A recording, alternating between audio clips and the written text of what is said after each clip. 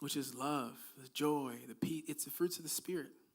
Patience, kindness, goodness, faithfulness, gentleness, self-control. In some cases, generosity. Like it's actually this, it overflows from a life of worshiping God. If you want to be the person who overflows with love, with joy, with peace, with faithfulness, with kindness, if you want to be that person, you have to live your life worshiping God. You have to live your life. And as an overflow of that worship of God, these things start to flow out. These things start to flow like a river. And then you can put yourself in the position where you said, God, I'm here. I'm yours. I dedicate my life to you. I dedicate my worship to you. I dedicate my time, my effort. And I say, God, here I am. Send me. Use me for your glory, right? We said it in that song, and I think it's so precious and it's so valuable. God, I'm here. Use me. Use me for your glory, right? Use me as a vessel of your glory. In order to be used as a vessel, you won't have to let him in. You have to say, hey, God, I'm here. Come on, let's do this. I believe, let's do this. But you also have to dedicate your time. You have to also dedicate your worship to him.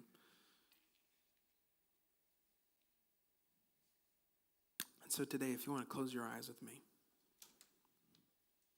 I just want to lead us through a little exercise. Close your eyes with me, take a deep breath.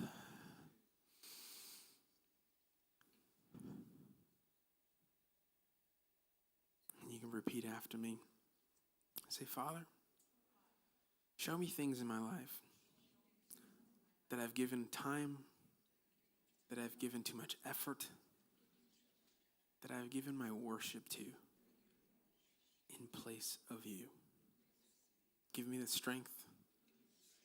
Give me the clarity to worship you, to give you my time, to give you my effort. Father, I want to be a person who overflows with the fruits of the Spirit. Help me worship you and dedicate my worship to you. Amen. Amen. Amen. How about we go ahead and stand together?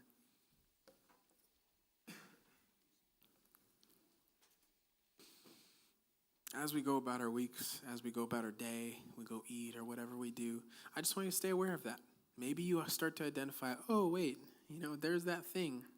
There's that thing that I'm probably worshiping, and it almost irks a little bit to say it. You're like, oh, wait, I'm worshiping this thing.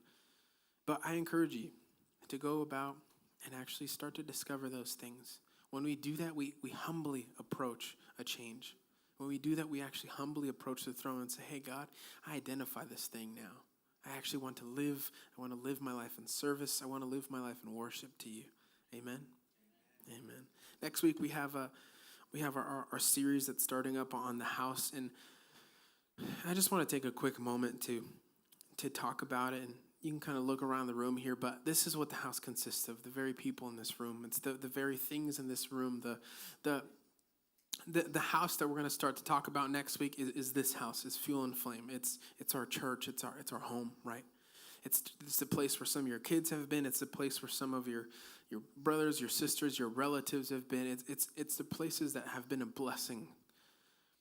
It's this place that's been a blessing. And so I just want to encourage you that we've had a couple events this week, and also we've had a couple different things that we've done throughout the week, but I just encourage you to invite people to our series next week about the house. I truly believe it's going to be vital. It's going to be important. I think talking about our house and acknowledging our house is important. And realizing the blessing that our house has been is super important as well. Amen. Amen. With that, I leave you. Blessings.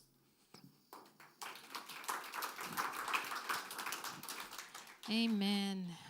Amen.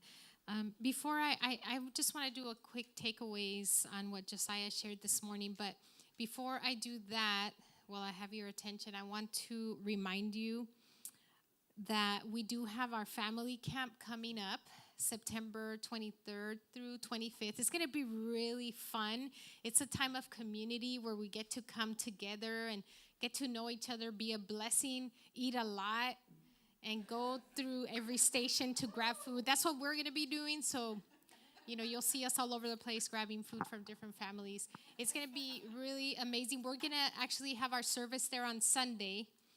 So we'll need to let everyone know that we will not be here somehow, some way. So we'll be doing that. In the next couple of weeks, I'll be reaching out to the people that have registered, and I will give you information so that you know exactly where to go, what time to be there, what to take with you, what not to take.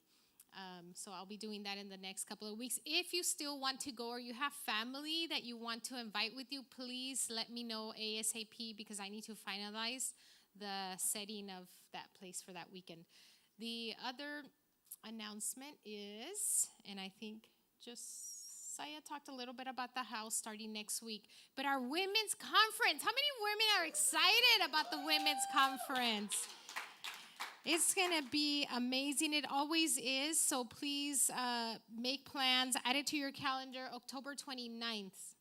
Okay? Invite someone. Start letting them know so that they can add it to their calendar and be here with us. And I just want to touch on a couple of things about what Josiah talked about and something that kind of just hit in the right place for me, or just a great reminder. God's schedule has time for us. But does your schedule have time for him? Whatever is important to you, whatever is important to me, whatever we value, we make room for. So no matter what it is that you do throughout the day, if it's important to you, you're going to find time to do it. And again, everything we do 24/7, it is worship. And just to walk in that awareness that from the morning we wake up to the time we go to bed, it's worship. So let's be aware of what we are actually doing throughout the day. But again, if it's important to you, you're going to make time for it. So just think about what are those things that you've been giving a lot of time to that maybe you've put God on the side burner or the back burner, I should say. So let's just be aware of that. We encourage you to be here next week. Bring your friends, bring family to join us. And we will be excited to see you again next week. So have a great week. Be blessed, everyone.